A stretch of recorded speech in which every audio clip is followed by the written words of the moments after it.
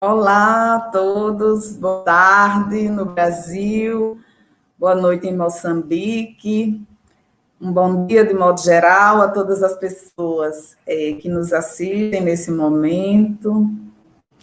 Eu sou Nólia Araújo, sou professora da Universidade Federal do Rio Grande do Norte, sou do programa de pós-graduação em ensino de ciências e matemática e do programa de pós-graduação em desenvolvimento e meio ambiente da UFRN. Envolvo trabalhos de ensino, pesquisa e extensão em educação para a sustentabilidade. Farei a mediação deste evento nesta tarde.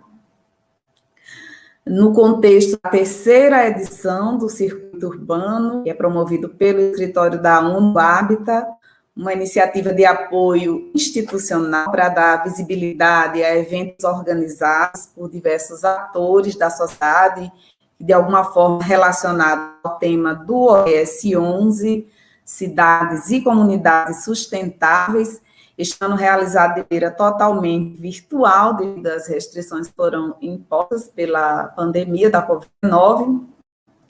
Este ano também realizado em parceria com os escritores da ONU Habitat, em países africanos de língua oficial portuguesa, Angola, Cabo Verde, Guiné-Bissau, Moçambique e São Tomé e Príncipe, centrado no tema Cidades pós-Covid-19, diálogos entre o Brasil e a África lusófona, baseado nos temas do Dia Mundial Habitat e no Dia Mundial Cidades, estando os eventos sendo apresentados ou no subtema Habitação para Todas e Todos, um futuro melhor, ou no subtema Valorizando Nossas Comunidades e Cidades, que é o caso do nosso evento aqui hoje.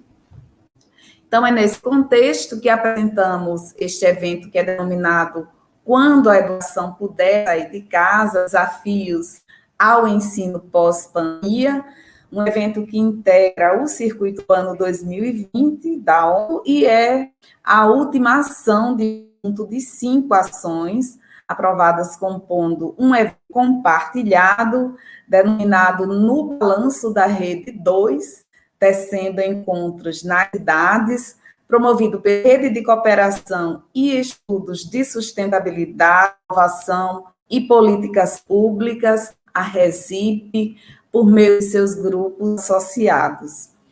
O objetivo da rede é discutir e refletir sobre propostas e ações que visam construir possibilidades para o alcance de uma melhor qualidade de vida e uma maior inclusão nos espaços urbanos em conformidade com os Objetivos de Desenvolvimento Sustentável, os ODS, com foco especial na realidade pós-Covid-19. Este evento, então, como eu já acabei de informar, denominado Quando a Educação Puder Sair de Casa, Desafios ao Ensino Pós-Pandemia, contará com a participação de 2 bandas em Psicologia e um graduando em Administração Pública e Gestão Social, que revelarão os dados de uma pesquisa sobre a situação de pós-graduandos durante a pandemia e a do pós-pandemia também, quando for o caso, que ainda não estamos numa pós-pandemia, e também professores do ensino básico e superior do Brasil e de Moçambique, que vão relatar aqui suas experiências e vivências de ensino no contexto pandêmico nos 2 países, apontando também para o que há de vir, como será esse futuro, quando a educação puder sair de casa. Por enquanto, estamos em casa. Nossa proposta será, então, conduzida em forma de um painel e esperamos, a partir do cenário local e nacional, de cada painelista, que se fomentem reflexões sobre os desafios do ensino remoto emergencial, quando já tínhamos uma grande desigualdade educacional, na verdade, que em muitos casos, nessa situação de pandemia, foi agravada, e tomou novas dimensões. Podemos questionar, então, como é que a gente pode vincular toda essa problemática né, da educação em tempos de pandemia, por exemplo, ao acesso geográfico às escolas, né, e as questões de mobilidade urbana, como é que essas questões se entrelaçam. Então, feita essa breve introdução, eu vou pedir aos colegas integrantes da atividade, do evento, né, e ao público que nos assiste, que fiquem atentos. Eu vou fazer agora uma pequena apresentação de cada um, né, dos nossos panelistas, que são Giovanni Gesteira Sales Torres. Giovanni é graduando em Administração Pública e Gestão Social pela Universidade Federal do Cariri, a UFCA. É agente educador em saúde na educação, na Secretaria de Saúde do município do Crato, no Ceará. Roseli Daiane Teotônio da Cunha, que é psicóloga, é doutoranda em psicologia pela Universidade Federal do Rio Grande do Norte, é professora do curso de psicologia do Centro Universitário Rio Grande do Norte. Maria Laís dos Santos Leite, Laís é psicóloga, é doutoranda em psicologia também pela UFRN, é servidora técnico-administrativa da Universidade Federal do Cariri, e além de painelista, Laís é uma co-organizadora, né, e também assessora técnica nesse evento. Betinho Lune Serrote, nós temos 2 integrantes de Moçambique, 2 convidados moçambicanos, Betinho Lune Serrote, que é professor de matemática da Escola Secundária Comunitária de Marara, em Moçambique, e Pedro Justino Júnior, que é professor da Universidade Pedagógica, Delegação de Tete, em Moçambique, e também é doutorando do nosso programa de pós-graduação em Ensino, Ciências e Matemática, na UFRN. Por fim, Rafael Bender Chagas Leite, que é biólogo, é doutor em neurociências, desenvolve um pós-doutoramento nesse momento no programa de pós-graduação em ensino de ciências e matemática da UFRN e é professor da Rede Básica Estadual de Ensino do Estado do Rio Grande do Norte. Então, sendo um painel, né, esse modo de apresentação, os convidados vão fazer suas exposições e, ao final, pode haver perguntas entre os próprios painelistas, como é típico do painel, né, mas também temos pessoas que vão estar atentas às perguntas do público que venham a ocorrer. Então, nós teremos, nessa nossa primeira exposição, né, 3 expositores, os 3 primeiros panelistas que estão dentro, vão falar sobre esse tema, impactos da pandemia de Covid-19 na vida de pós-graduandos brasileiros, né? Serão apresentados, essa exposição, ela vai trazer dados de uma pesquisa que tem essa temática, né? E que trata do relato de estudantes de graduação e de pós-graduação sobre os desafios enfrentados no cotidiano de estudo, de trabalho e da vida dessas pessoas, dos pós-graduandos, né, durante a pandemia da Covid-19. Então, o que vai ser feito é uma análise, né, dos impactos da pandemia na vida desses estudantes de pós-graduação, estrito sensu, no Brasil. Essa apresentação será feita por Laís e Roseli, que são psicólogas e doutorandas em psicologia na UFRN, e por Giovanni, que é graduando em Administração Pública e Gestão Social pela Universidade Federal do Cariri. Então, a palavra agora está com vocês.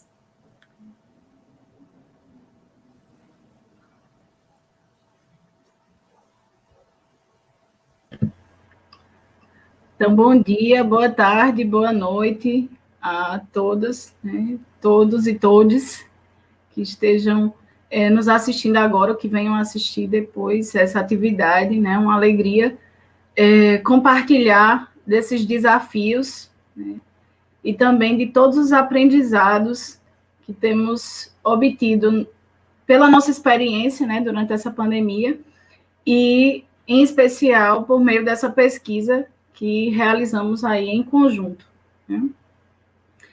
Então, primeiro, pensar um pouco nesses conceitos de pós-pandemia, né, que, como a Magnólia colocou, nós nem sabemos dizer se a gente se encontra agora no meio, no início, no final dessa pandemia, né? Provavelmente no final nós não estamos.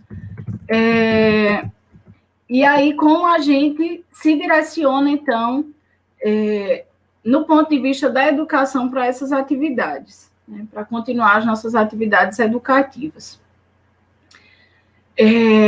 Outro conceito que me parece importante mencionar é o conceito de novo normal, né?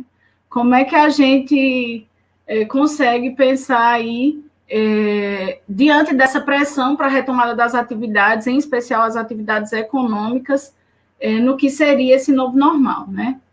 A pandemia ela não acabou, e aí a gente não consegue, muitas vezes, ter uma adesão da maioria das pessoas de entender a relevância, a magnitude do que a gente está vivendo, né? Ultrapassando aí as 158 mil mortes no Brasil. E aí, quando a gente deixa também, né, pensando aí um pouquinho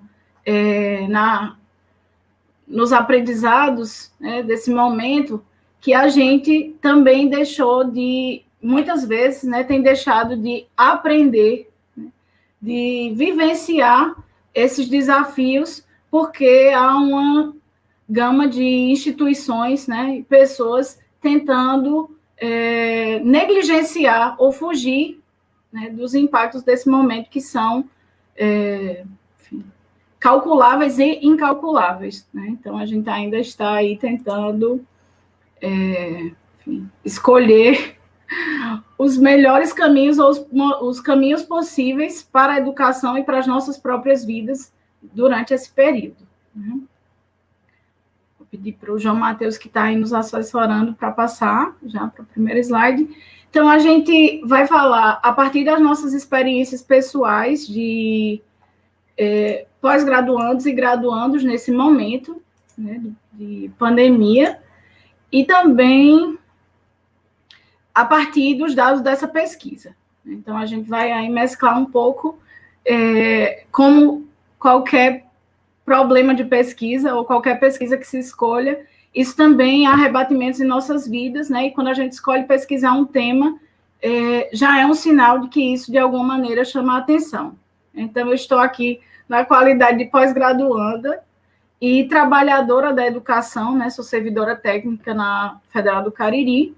Então, estou aí acompanhando a partir de dois olhares, né, diferentes e complementares, diria, dessa experiência, né? Retornei morando em Natal há alguns anos por conta do doutorado, retornei à minha cidade de origem para iniciar a pesquisa em campo, depois de 6 meses de atraso dessa pesquisa, com indicações do Comitê de Ética, inclusive, por conta desse momento que a gente vivia, né, e que não tinha condições de fazer pesquisa em campo, em especial com esse público que eu trabalho, de agricultoras e agricultores familiares, e nesse caso, em geral, pessoas acima de 50 anos, né, que estão aí chegando na dita fase de risco, né, idade de risco para a Covid-19.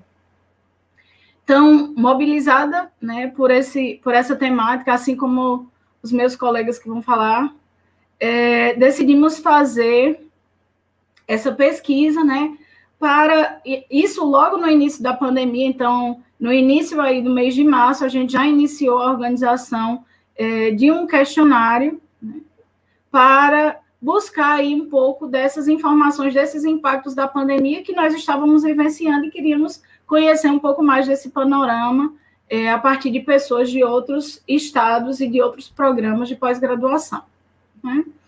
Então, a pesquisa é intitulada Impacto da Pandemia de Covid-19 na vida de pós-graduandos e pós-graduandos brasileiros, e teve como objetivo geral analisar os impactos da pandemia causada pelo novo coronavírus na vida de estudantes de pós-graduação estricto sensu no Brasil. Pode passar, João. Então, a gente estava aí nesse início, né, do período pandêmico, vivenciando contextos diversos, né? Então, algumas universidades estavam continuando as suas aulas já no formato remoto, outras universidades estavam suspendendo temporariamente as atividades presenciais, e foi o início que a gente não sabia muito bem quanto tempo isso seria, não que a gente saiba agora, né? Eu até penso que muitas respostas foram dadas, mas muitas ainda foram descobertas e redescobertas ao longo do caminho, né? Então, a gente pensa um pouco como se dá, né, esse cenário no Brasil. Então, inicia com a Unicamp, ainda no início do mês de março, a suspensão temporária das atividades e, em alguns casos, também todas as ações nos prédios das instituições, né?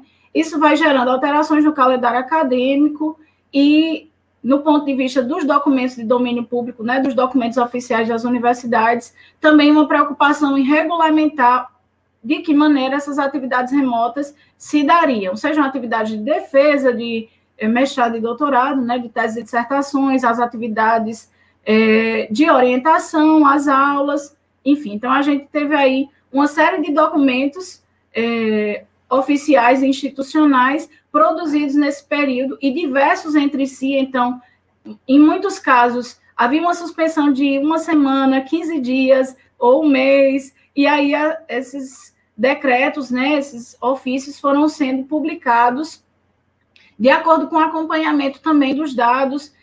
Comitês foram instalados nas universidades para acompanhar essa realidade, enfim. Então, vivenciamos aí um contexto plural, né, de tomada de decisão por parte dos gestores das universidades, que até o momento também continua sendo plural. Em alguns casos já há uma possível retomada, há uma pressão gigantesca por parte dos ministérios envolvidos, né, e das secretarias, no caso das universidades estaduais, enfim. E também a gente vivencia aí as incertezas desse momento, principalmente nós, enquanto pós-graduandos e pós-graduandas, incertezas de como isso afetará a nossa pesquisa, a nossa trajetória, aí, então, com ampliação dos prazos, mas também possibilidades, não só do ponto de vista objetivo, para dizer assim, das atividades, mas também das nossas condições emocionais, né, psicológicas para a realização de tais atividades. Pode passar.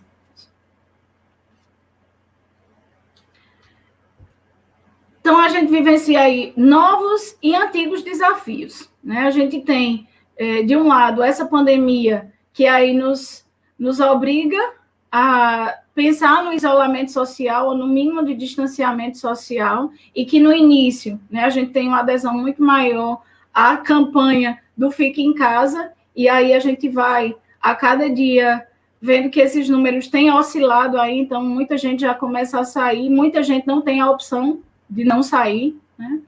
Então, na vida de mestrandos e doutorandos, né, mestrandas e doutorandas, a gente vivencia também isso nas nossas pesquisas, com retomada de ações em campo, né?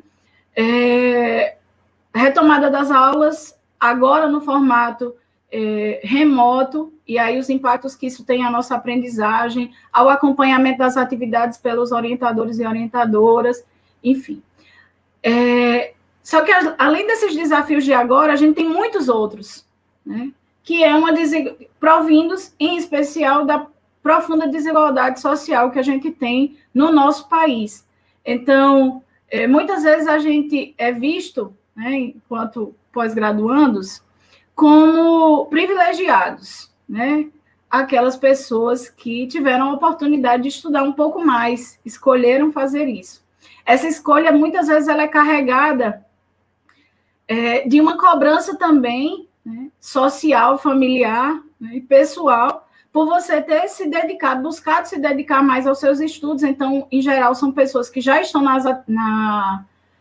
numa fase que a gente já pode trabalhar, né, numa idade laboral, início da idade laboral, mas que a gente opta por viver, muitas vezes, uma vida, o conceito, né? O sentido aí de vida de estudante, né? Então, abdicar muitas vezes de ganhar mais, de iniciar já a sua trajetória profissional, isso em alguns casos, né? Lógico que a gente tem aí um cenário plural, então a gente tem pós-graduandos como eu, como Roseli, como tantos outros e outras colegas que já estão no mercado de trabalho, estão no doutorado ou até no mestrado, que já têm acima de 50 anos. Então, a gente, partindo aí de uma ideia geral, né, do que o senso comum tem tratado essa categoria dita privilegiada. Além dessas desigualdades sociais, da dificuldade de você se manter num programa como esse, tendo muitas vezes uma dificuldade de renda, né, sem falar nas dificuldades do acesso à cidade, a equipamentos de qualidade, a condições econômicas para comprar material, entre outras questões, a gente vivencia um congelamento e corte de bolsas, que ainda dificulta esse cenário. Então, a gente tem aquelas pessoas que conseguiram, por um nível de excelência, as bolsas, mas essas bolsas foram sistematicamente sendo cortadas. A gente tem hoje um estado de caos na questão das bolsas de pós-graduação no país, né? Uma alta taxa de desemprego após a conclusão do curso e outras iniquidades que temos vivenciado. Pode passar, Matheus. Quanto à pesquisa, é uma pesquisa quanto-qualitativa, né? A coleta de dados ela foi realizada virtualmente pelo SurveyMonkey.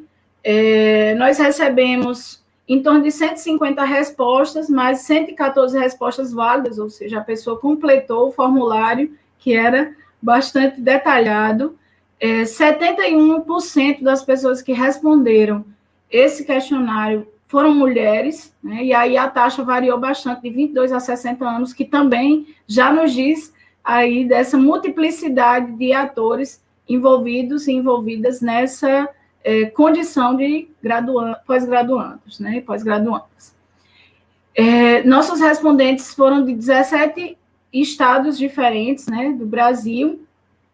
Então, a gente tem aí, principalmente os estados do Rio Grande do Sul, Paraná, depois os meninos vão falar melhor, mas a gente tem principalmente fora do Nordeste, o maior número de respondentes, acho que é São Paulo, Rio Grande do Sul e Paraná, os estados que mais responderam, né? E a gente, a partir dessas respostas, tem também pensado em que hipóteses e conhecimentos que a gente já tem estudados aí pelas diversas áreas das ciências sobre essa realidade podem nos apresentar. Eu vou passar a palavra agora para a Roseli, que vai dar continuidade aí à nossa exposição, e agradeço desde já a oportunidade.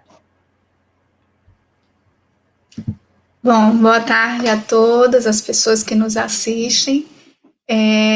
Bom, vou dar continuidade, né, à fala de Laís. Ela vinha apresentando, né, como se deu aí os resultados dessa pesquisa, né? O nosso interesse era entender como a pandemia do Covid-19 impactava, especialmente o cotidiano das pós-graduandas e dos pós-graduandos, e eu gostaria de mencionar que há diferenças e particularidades específicas quando a gente fala desses impactos para as mulheres pós-graduandas, né? Eu vou pedir para o João passar o slide, por favor.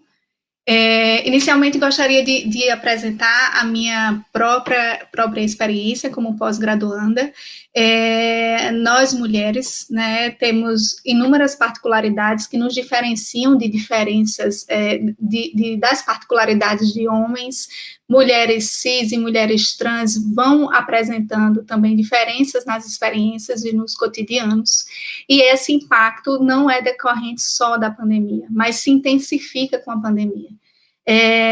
Particularmente, eu sou uma pós-graduanda que não posso só cursar a pós-graduação, especialmente, como a própria Laís já adiantou, especialmente por já estar no mercado de trabalho e precisar continuar, né, nesse mercado de trabalho como professora de instituição particular, que nós sabemos aí os impactos das políticas neoliberais e a intensificação e exacerbação do trabalho do professor nessas condições.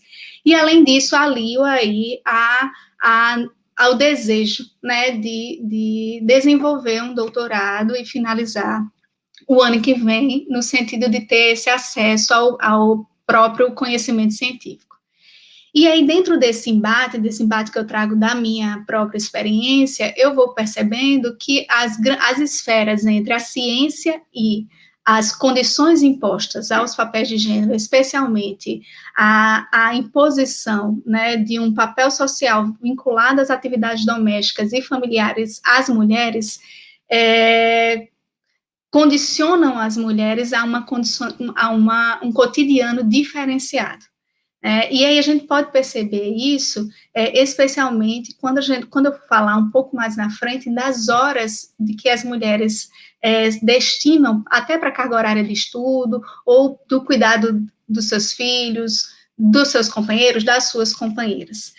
Com a intenção de pensar isso a partir de uma perspectiva interseccional, nós investigamos como se dava o perfil dessas pós-graduandas, a partir das perspectivas, né, a partir dos marcadores, das variáveis da identidade de gênero e orientação sexual, a própria faixa etária, a identificação étnico-racial, e logo após vou falar como isso se dá no âmbito dos quadros de estudo-trabalho, né, e essa conciliação da atividade doméstica, antes e depois da pandemia.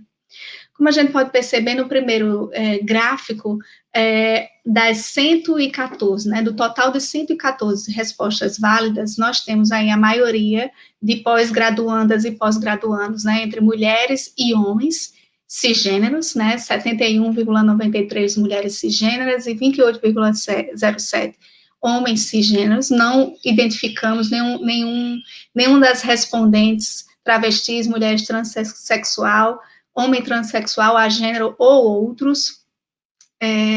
Pode passar.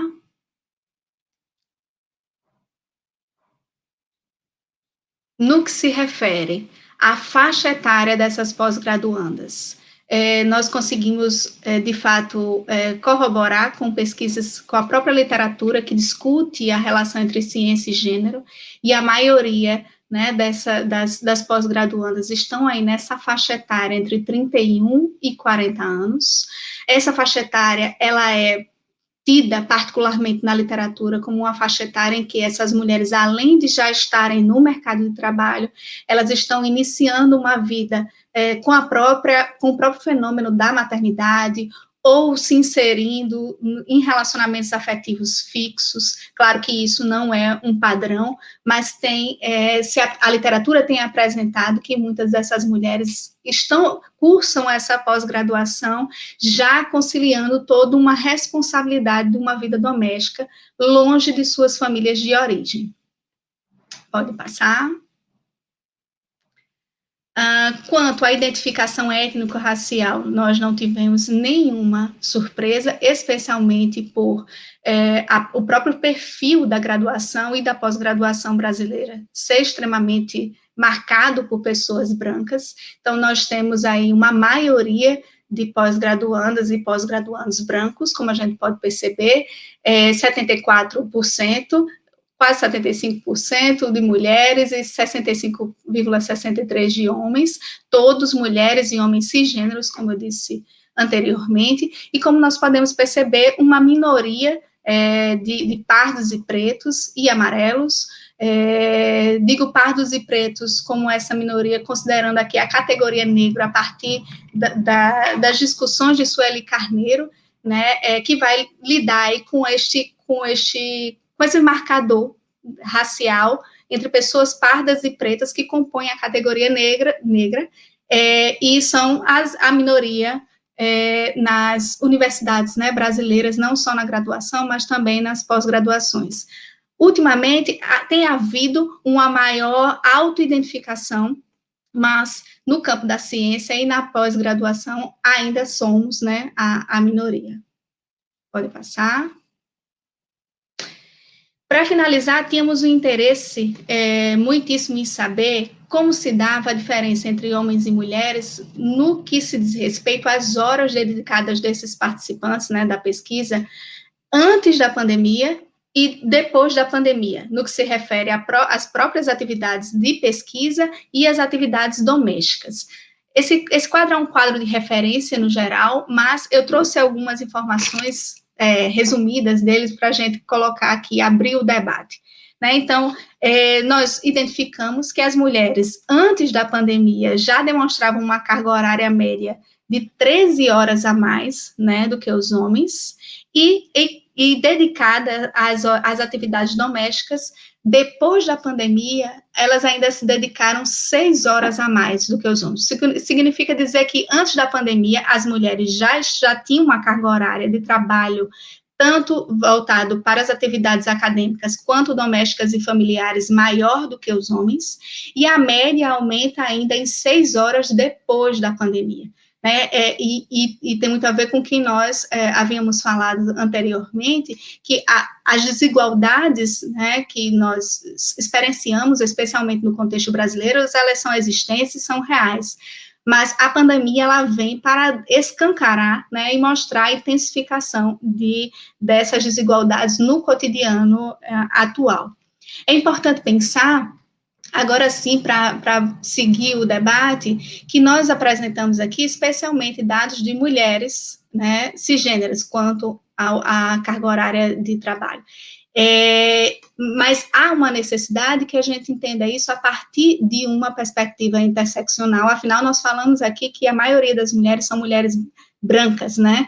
E nós sabemos que, ainda que os estereótipos de gênero impactem todas as mulheres, esse impacto vai se dar de diferentes formatos, por sabermos que os estereótipos vão ter particularidades a partir de suas raças. Né? Nós sabemos muito bem que a relação com o próprio trabalho, por exemplo, das mulheres brancas, né, o histórico dessas mulheres brancas é completamente diferente ao histórico de relação das mulheres negras com o trabalho, e isso precisa ser bem pautado e refletido. Então, agora, eu agradeço a atenção e deixo seguir a abertura do debate. Obrigada.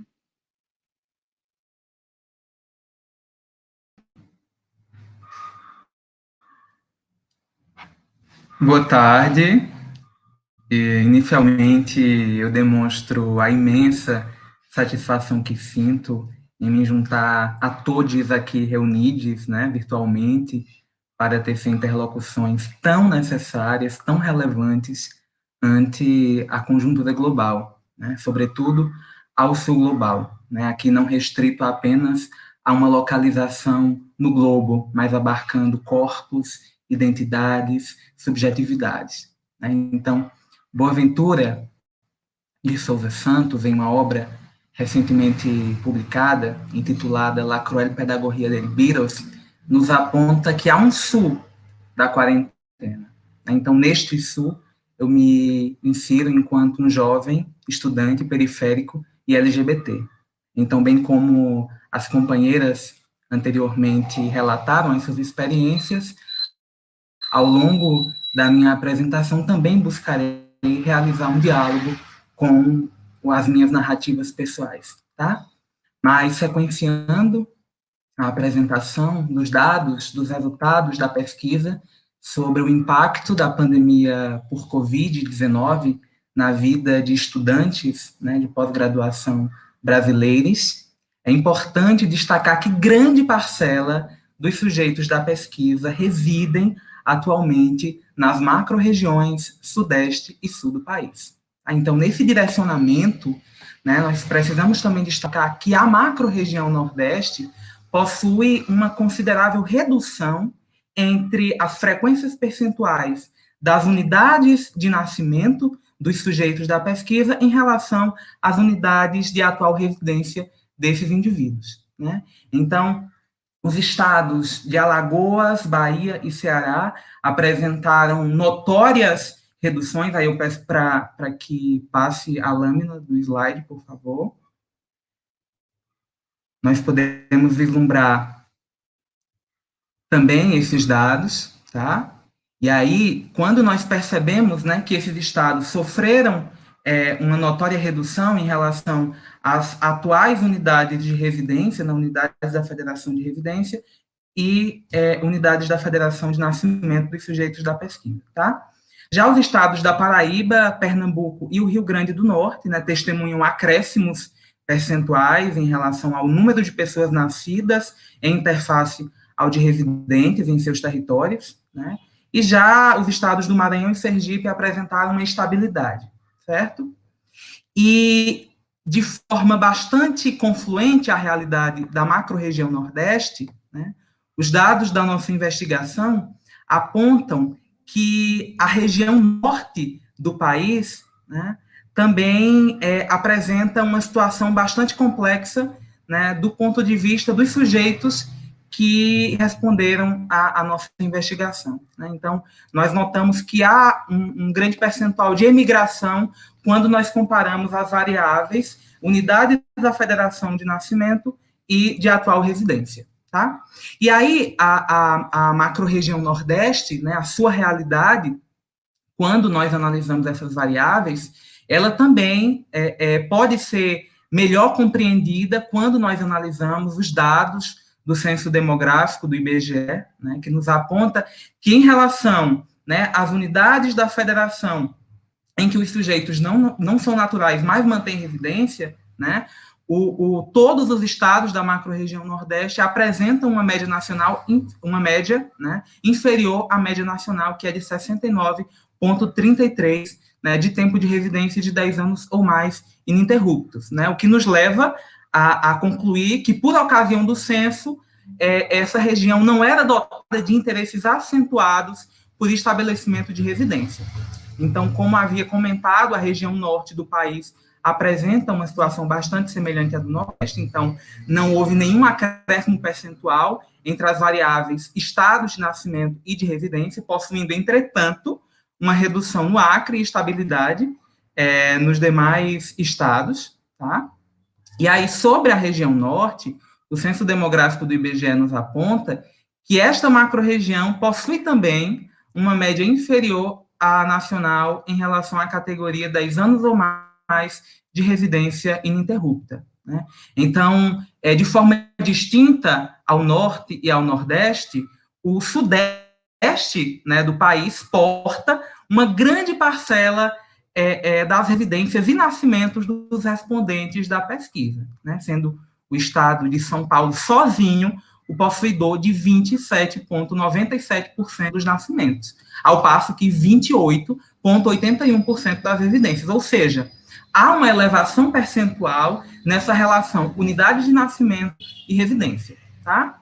E ainda consoante aos dados do Censo Demográfico do IBGE, é importante salientar que São Paulo se encontra acima da média nacional, com 76,13 na categoria 10 anos ou mais de residência ininterrupta. Então, é um território, no contexto do censo, visto como ideal para o estabelecimento de residência, tá? E os demais estados do Sudeste, Minas Gerais e o Rio de Janeiro, apresentam leves reduções, quanto ao nascimento e estabelecimento de residência.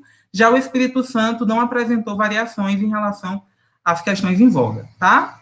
E, não obstante a esta realidade do Sudeste, o sul do país é uma macro-região com intensas elevações entre a frequência de nascimento e residência na nossa investigação, tá? Então, o estado do Paraná possui 22,88% dos nascimentos, ao passo que 27,97% das residências. Santa Catarina não apresenta nenhum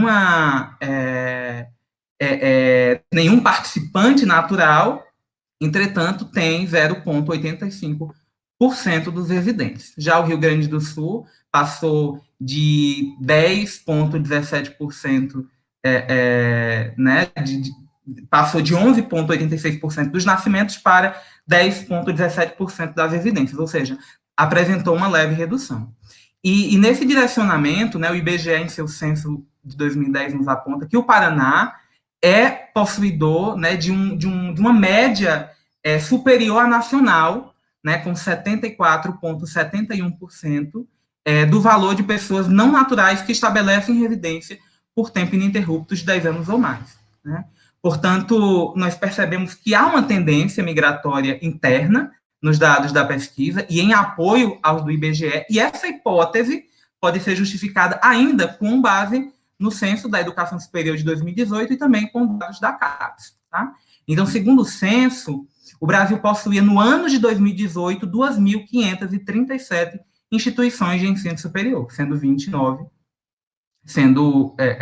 enfim, muitas delas federais, tá? E aí, nesse cenário, o sudeste do país, né, possuía o valor majoritário dessas instituições, com 1.126, sendo 35 federais, tá? Já a região nordeste possuía praticamente metade do valor dessas instituições quando comparado ao sudeste, né? Então, possuindo 566 instituições, sendo 29 federais. O sul do país, 414 instituições, sendo 17 federais. Já o centro-oeste, 258 instituições, sendo 11 federais. E, em último lugar, a região norte, né, com 173 instituições, sendo 17 federais. Né? Então, nós podemos nos perguntar por que notar essas distribuições nas macro-regiões do país. Né? Porque, segundo os dados da CAPES, em 2014, o Sudeste, né, é a macro-região do país mais contemplada com programas de mestrado, possuindo 46% destes, né, e 79% dos programas de doutorado. Já o sul do país, no contexto, possuía 22% dos programas de mestrado e 11% dos de doutorado. Né? A macro-região Nordeste, a maior em número de estados, possuía 9% dos programas de mestrado e 11% dos de doutorado, e já o Norte, apenas 5% dos programas de mestrado e 1% dos de doutorado. Então, nós podemos inferir que as migrações internas, né, no território nacional se intensificam em virtude da distribuição da pós-graduação no país. Né? Não à toa, há uma frenética emigração e desinteresse por manter residência nas macro-regiões Norte e Nordeste por parte dos sujeitos da pesquisa. Tá? E esse fato nos leva a refletir, né, sobre as condições de vida desses sujeitos que saem de seus estados para alcançarem, para concretizarem o direito à educação continuada. Então, será que os centros urbanos estão preparados para receberem tais sujeitos? Condições dignas de moradia, de mobilidade urbana, de sociabilidade, de empregabilidade, de acesso à cultura, à saúde, a políticas sociais, né? Ou simplesmente se segue uma lógica do inchaço urbano, né, sem que o planejamento urbano adequado e necessário seja efetivamente concretizado. Né? Então, nós que vivemos, né, no espaço urbano brasileiro ou no sul global, bem conhecemos as desigualdades sociais, né, as chagas de tais desigualdades que simplesmente vilipendiam o direito à cidade. Né? Hermínia Maricato é muito enfática, né, ao afirmar que nós vivemos em uma crise urbana, né, que, inclusive, tende a se agravar em virtude de problemas como desemprego. Então, nesse cenário, a nossa investigação aponta, né, que 38,38% dos estudantes de mestrado receberam auxílios financeiros, bolsas, né, para o seu mantimento. Ao passo que 41,47% dos estudantes de doutorado também receberam. Tá?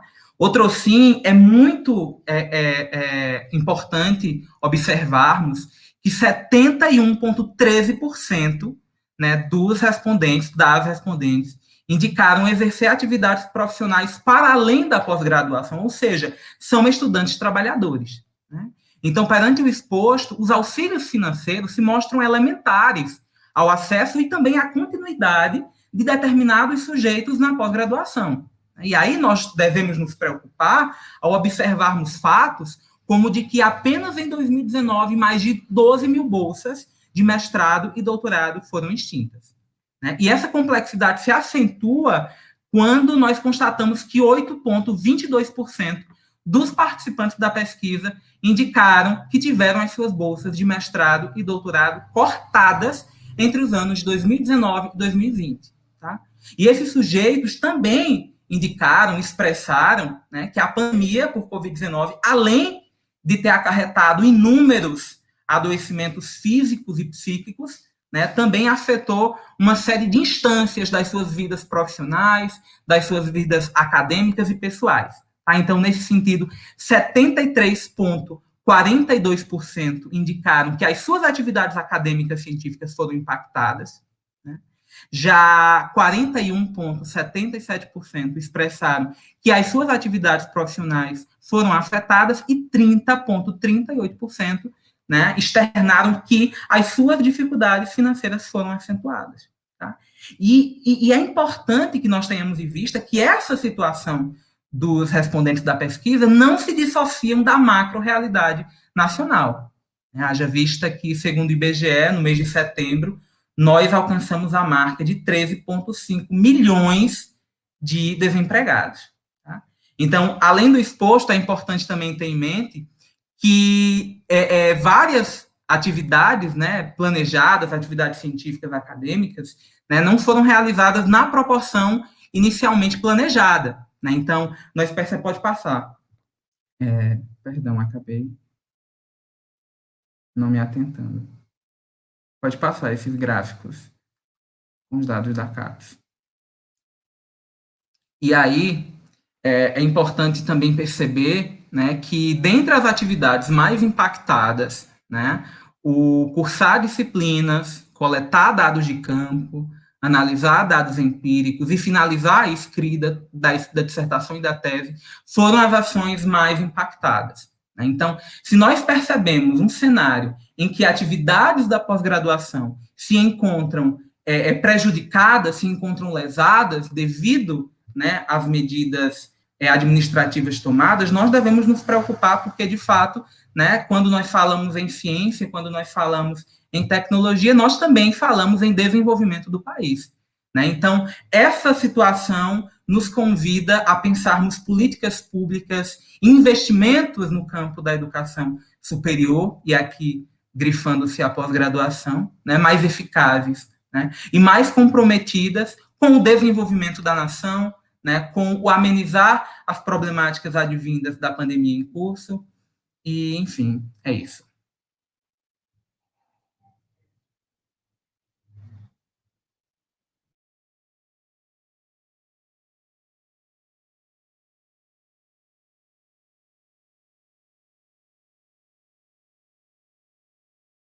Eu quero agradecer, né, a Laís, a Roseli e a Giovanni por terem feito essa apresentação são coisas que a gente já sabia, né, mas que o modo tão agravado que ela ocorre realmente se revela de uma maneira bastante organizada, assim, numa pesquisa, né? Então, se houver perguntas sobre isso, nós vamos deixar as perguntas para o final, certo? Vamos fazer primeiro todas as exposições. A segunda exposição são 3, né? A primeira acabou de terminar, composta pelos 3. Agora vão falar 2 professores da rede básica, um do Brasil, outro de Moçambique. Eu vou pedir ao professor Rafael para falar primeiro. Ele vai desenvolver o tema para além da tecnologia, as barreiras sociais do ensino remoto em pandemia, né? E vamos, um outro tipo de fala, não é, digamos assim, mas que tem a articulação com o contexto geral da atividade. Então, Rafael.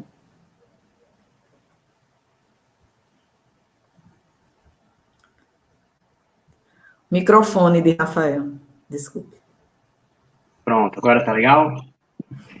Então, gente, obrigado, professora Magnólia, né, pelo convite, de poder trazer um pouco dessa provocação, né, na verdade é uma exposição, um relato de experiência misturado a uma pequena provocação que eu vou trazer para vocês, uma discussão sobre o que é, né, a ressignificação dos espaços escolares, o que é possível agora, já que a gente vivenciou, está vivenciando este momento, né, de duras situações, né, um momento muito complicado para nossas vidas, mas que a gente, de alguma maneira, pode aprender com isso, a gente pode ter algum ganho significativo de tudo que a gente está vivendo, né? Então, tem alguns slides, não sei se vocês podem colocar aqui na tela, eu trouxe alguma coisinha para ilustrar.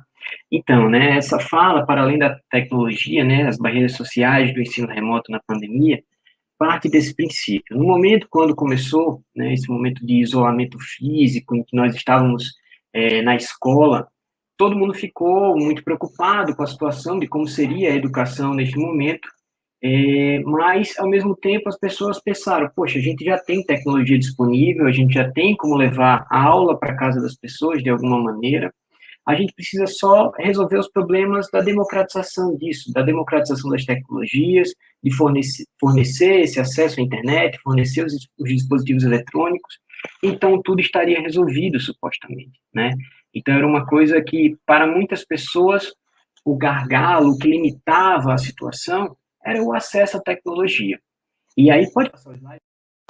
E aí, na situação que eu vivencio, a escola que eu trabalho, o CEP, professora Lourdinha Guerra, é uma escola fantástica, uma escola incrível, aqui no município de Parnamirim, no Rio Grande do Norte, e essa escola é uma escola técnica, um curso de tecnologia. E para nós, o ensino remoto, ambientes virtuais, aulas gravadas, isso não era tanto uma novidade como para a maioria das pessoas. Nós já tínhamos um ambiente virtual feito em plataforma Moodle, grande parte dos nossos estudantes tinham acesso à internet, né? Como vocês podem ver aí nesse gráfico, foi um levantamento de dados que nós fizemos por meio do ambiente virtual, né? A gente viu que a maioria dos estudantes estava realizando as atividades, tinham acesso às atividades, pelo menos estavam acessando as atividades no ambiente virtual. Existia uma pequena porcentagem que não tinha, que ainda assim conseguia algum acesso não muito, não a todo momento, né, mas conseguia, alguns iam buscar atividades na escola, mas a maioria tinha. E a gente viu, na verdade, que as coisas não estavam funcionando como se pensava, que não era simplesmente fornecer a tecnologia, ter o acesso à internet e tudo funcionaria. Então, tá essa frase abaixo, né, foi uma frase que surgiu de várias discussões que nós fizemos, de que a conexão não se faz apenas com a infraestrutura, não é só os bits, as redes, os bytes, não é somente cabos, computadores, né, mas, na verdade, a gente tem que considerar que são pessoas se comunicando, né, que a escola é feita por pessoas, por famílias, pela comunidade, né, e elas têm suas histórias e seus contextos. E a coisa não era tão simples. Pode passar o slide mais uma vez? Obrigado. Então, a primeira coisa que a gente viu era que a gente vai realizar atividades síncronas, ou seja, sincronizadas, em que os estudantes estavam juntamente com os professores naquele momento online para poder realizar a atividade, ou nós íamos fazer atividades assíncronas, né? Começamos com algumas atividades sincronizadas e nós vimos que apesar dos 96% dos nossos estudantes terem acesso à internet, muitos não estavam presentes. E a gente começou a fazer um levantamento por meio de questionários do ambiente virtual, não só com os estudantes, mas com seus responsáveis, né, suas famílias, e nós vimos que, apesar de ter, né, o acesso, muitos estavam concorrendo em casa com outras pessoas da família pelos dispositivos eletrônicos, por exemplo, né? Muitas pessoas que estavam lá fazendo muitas atividades ao mesmo tempo, 2 irmãos tendo aula remota, o pai e a mãe trabalhando com o computador, então nem todo mundo estava tendo acesso à internet da maneira que gostaria. E outro fator muito importante, né, que é a realização de trabalhos domésticos, da realização de trabalhos com a família, né, muitas atividades escolares foram preteridas por essas atividades domésticas, como, por exemplo, atividades de cuidar dos irmãos mais novos que não estavam indo para a escola, por exemplo, atividade de ajudar o pai e a mãe com as atividades domésticas mesmo, até porque as pessoas mais tempo em casa, a casa estava mais suja, né, precisava de uma manutenção maior. Então, nós resolvemos, né, optar pelas atividades assíncronas. Então, com as atividades assíncronas, as coisas poderiam ficar um pouco melhor. Então, colocamos atividades semanais, né, planos de atividades semanais. Algumas vezes, né, eu optei, por exemplo, fazer vídeos no YouTube para trazer a informação aliado a uma atividade com algum significado para os estudantes, que motivasse esses estudantes para tentar resolver esse problema. Então, parecia muito simples. A gente tenta adequar a rotina de estudos desses estudantes, e aí, quando a gente adequa essa rotina de estudos, tudo vai funcionar normalmente. E aí, passamos para o próximo slide. As coisas não eram bem assim. Por mais que a gente deixasse uma semana, né, as atividades disponíveis, o vídeo que eles podiam assistir a qualquer hora do dia, podiam assistir mais de uma vez, podiam assistir na velocidade 2 vezes mais rápido, 2 vezes mais lento, podia tentar fazer uma série de recursos, né, que essas plataformas de vídeo permitem, fazer as atividades de madrugada, qualquer momento que seja, a gente esbarrou em outro grande problema, que é a organização da rotina em casa, a organização da rotina de estudos. Uma vez que muitos deles estavam imbuídos em tarefas domésticas, uma vez que estudantes estavam fazendo outras atividades que julgavam mais interessantes, né, naquele momento, como, por exemplo, jogar videogame, ficar com a família, conversando, outras coisas, as atividades estavam sendo deixadas para a última hora, e não existia uma organização dos estudos. Lembre-se, antes, quando os estudantes estavam na sala de aula, o que ocorria? Na sala de aula, tinha um manejo do tempo, tinha uma organização do tempo, tinha uma agenda de horários, tinha uma agenda de atividades ocorrendo a cada momento, e eles estavam ali, de alguma maneira, realizando, querendo ou não, às vezes a contragosto, mas estavam realizando. E a gente começou a ver um problema que tinha em relação às atividades que eram feitas em casa, né? As atividades que eram passadas para casa, agora todas as atividades eram para casa. E o que acontecia? Nessa imagem, fica muito claro para a gente, se vocês olharem, essa é uma semana em que foi uma semana de ciências da natureza, né, que as minhas atividades de biologia estavam sendo, né, oferecidas para eles. Olha o que a gente vê, né? A gente vê que todos eles estavam deixando, né, todos eles não, mas a grande parte deles, cerca de 40% a 50%, deixavam as atividades para os 2 últimos dias antecedentes à entrega da atividade. E um número assustador, né, de estudantes estavam deixando para o último dia ou para a última hora. Como vocês podem ver, a barra mais significativa em qualquer um desses gráficos, das 3 linhas, ela está logo essa linha vermelha, que era o primeiro prazo para entregar a atividade. O prazo foi estendido, obviamente, para a linha azul e depois para a linha verde no final do gráfico, mas mesmo assim, as atividades tinham uma tendência a serem realizadas próximo ao prazo final. Então, uma dificuldade de organização que já era sentida nas atividades para casa, mas ficaram muito claras para a gente, né? Então, hoje, com o ambiente virtual, né, a gente tem alguma maneira de conseguir investigar o comportamento dos estudantes, de como essas atividades estão funcionando para eles, né, a que horas eles estão acessando as atividades. Então, uma série de dados que a gente tem acesso agora e que antigamente na sala de aula era mais difícil, né, porque, querendo ou não, a relação do estudante com a atividade não era registrada, né? Então, as coisas ficaram, né, um pouquinho mais claras para a gente em relação a isso, e a gente elaborou atividades para tentar melhorar essa rotina de estudos, né? A gente tem um componente curricular muito importante na nossa escola, chamado estudo orientado, que realmente é uma orientação de estudos, e a gente fez algumas atividades para tentar resolver esse problema, e a gente está neste momento, no estado da arte é esse, a gente está ainda, depois de tanto tempo, né, de pandemia, a gente está reaprendendo, né, a como olhar para esses dados, a como tentar solucionar os problemas que nós estamos conhecendo agora. Não só problemas que foram suscitados por causa da própria pandemia, que foram muitos, mas também os problemas que nós carregávamos de antes da pandemia, que já existiam na escola. E aí eu peço para passar o slide mais uma vez, por favor. E aí vem um caso muito interessante, que é o caso das reclamações dos familiares dos estudantes, das estudantes, que estavam achando que a rotina de estudos para eles em casa estava muito puxada, né? Como é que pode meu filho, minha filha, passar 4, 5 horas do dia olhando para o computador, tendo que fazer atividades?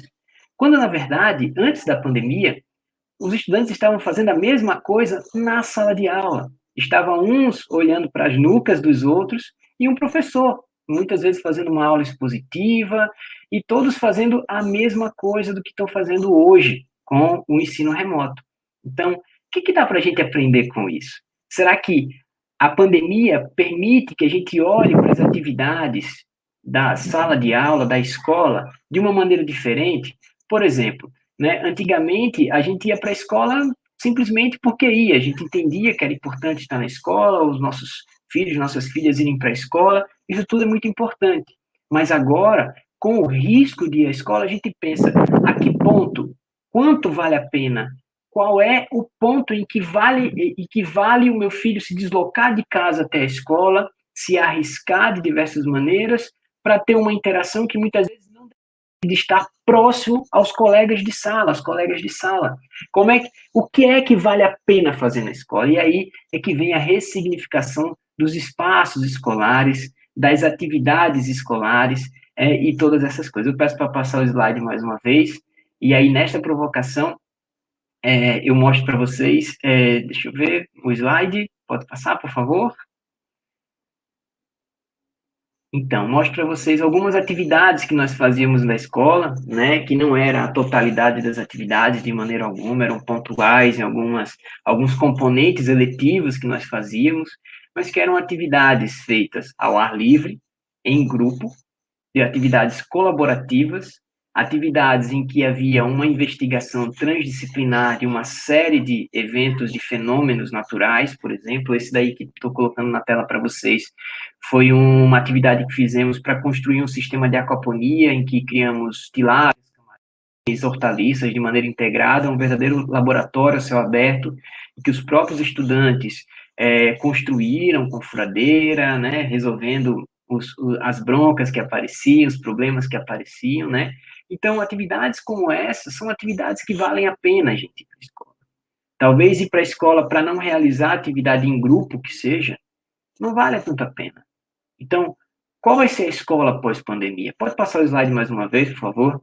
É o slide final. Essa é uma outra atividade, né, que nós fazemos dentro do laboratório, algumas atividades diferentes, com medição de potencial de neurônios, potenciais de ação de neurônios da perna da barata, por exemplo, e ver essa imagem dos alunos todos amontoados, né, em cima do experimento acontecendo, porque todos querem ver aquilo ali acontecer, é o tipo de aglomeração escolar que a gente acredita, é o tipo de aglomeração escolar que nos faz realmente ficar motivados com o que acontece e acreditar que vale a pena a gente se deslocar, muitas vezes de um lugar distante, né, a gente gastar combustível fóssil, né, e se encontrar na escola, né, se encontrar na escola, qual é o tipo de aglomeração que a gente quer fazer, qual é o tipo de contato com outras pessoas que a gente quer fazer. Então, é nessa provocação que eu deixo vocês, espero que, de alguma maneira, faça a gente pensar sobre isso, estou aberto aí para a gente discutir sobre esses pontos,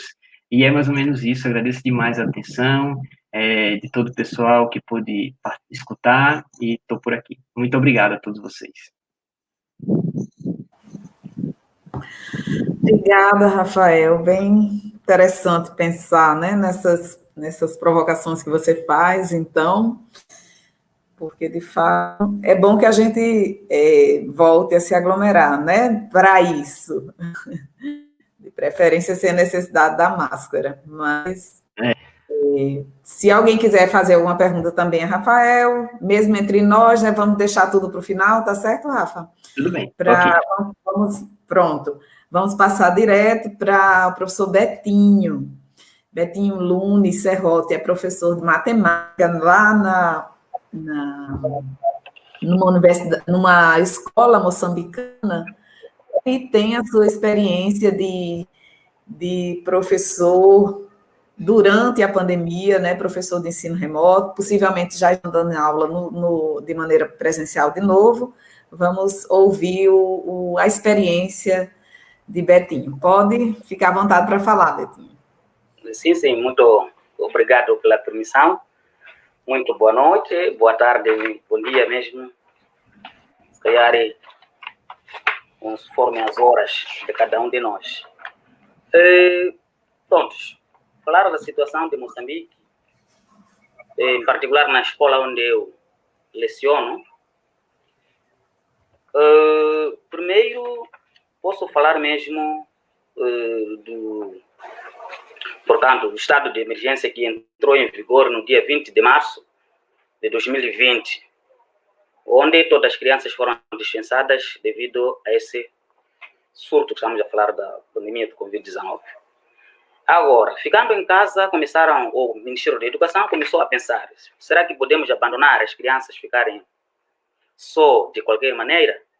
Então, quando começaram a pensar em usar, portanto, algumas vias, como uma das quais, que neste caso, passar a assistir as crianças às aulas na televisão, neste caso, tendo algumas plataformas, estamos a falar do WhatsApp, onde os docentes, neste caso, poderiam criou-se um grupo nas escolas, onde lá apresentávamos colocávamos as fichas de apoio, estamos a falar de fichas de exercícios, textos de apoio para as próprias crianças. Mas sempre, como bem sabe, Moçambique, existe, se calhar, aqueles sítios que nem, se calhar, essa televisão não tem. Se calhar mesmo até energia não tem.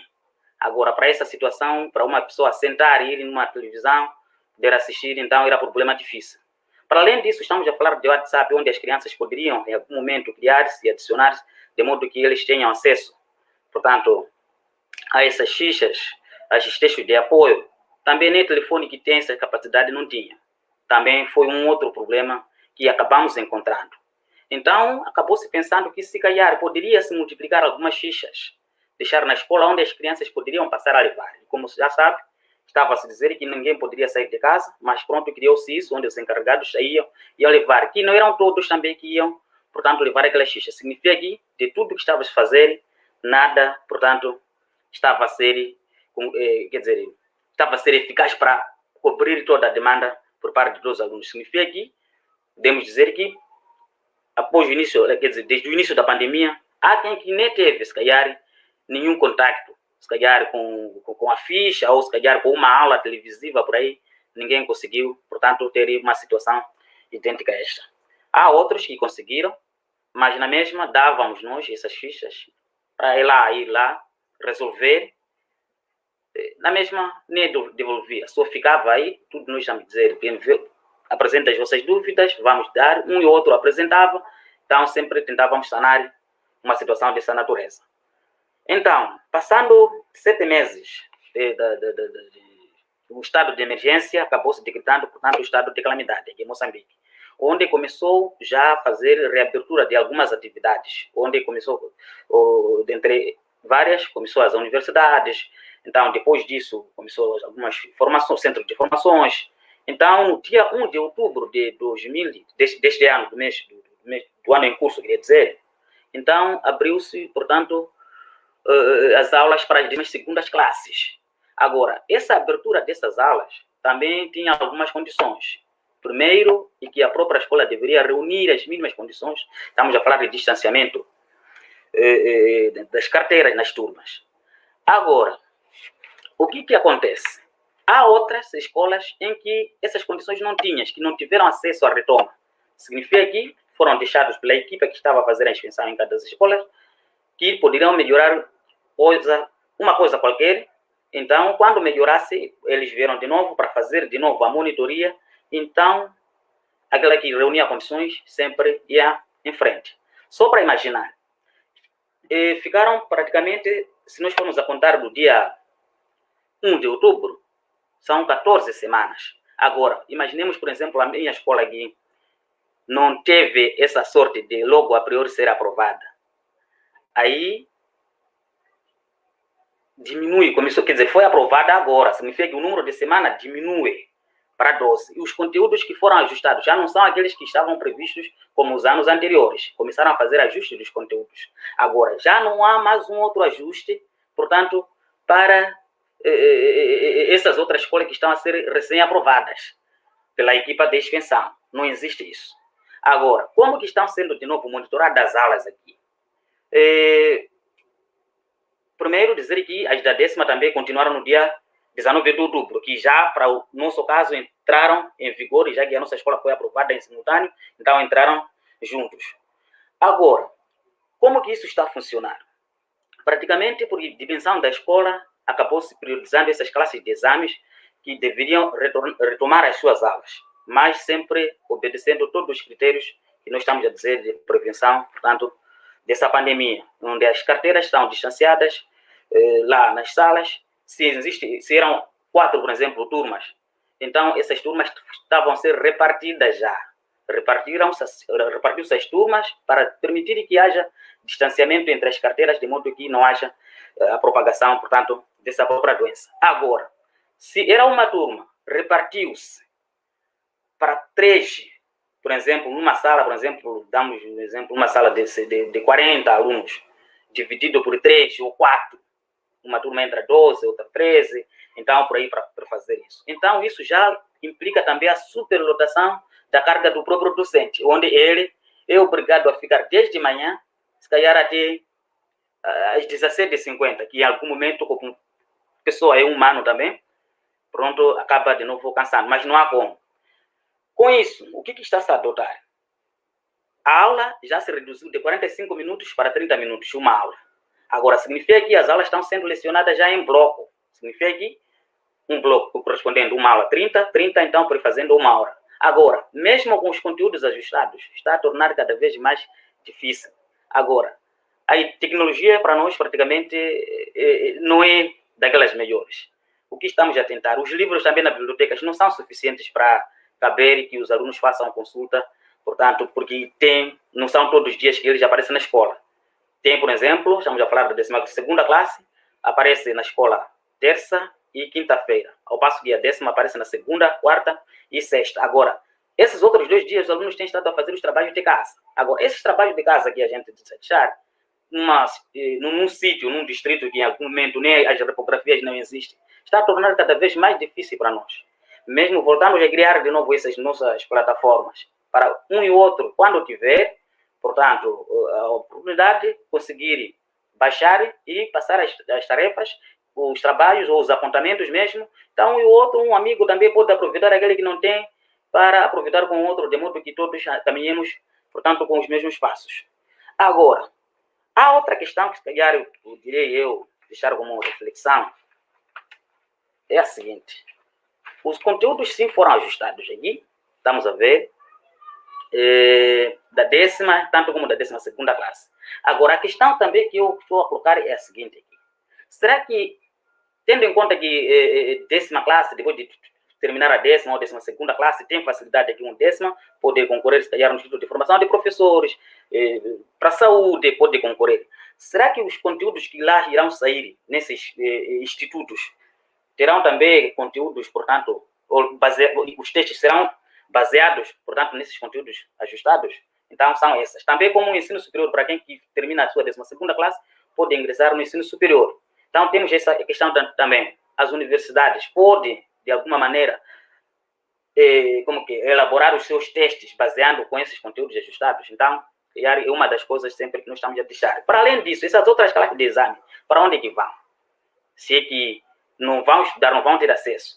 E como não bastasse, estamos ainda a prever uma outra situação não boa, tendo em conta que agora estamos no mês de outubro, que está prestes a terminar, novembro, dezembro, janeiro, porque as aulas, o término das aulas está previsto para dia 26 de fevereiro, quer dizer, de 2021. Agora, são meses praticamente de chuva intensa.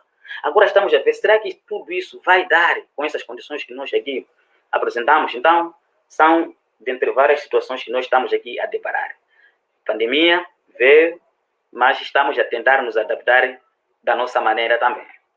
E eu paro por aqui, não tenho mesmo muita coisa a dizer, se calhar vou deixar espaço em caso de algumas questões. Muito obrigado. Obrigada, Betinho, pelo seu... Fiquei até sem fôlego, mas não era porque você falava rápido, não. É porque é muito problema, né? Para a gente pensar, muita dificuldade que o professor enfrenta.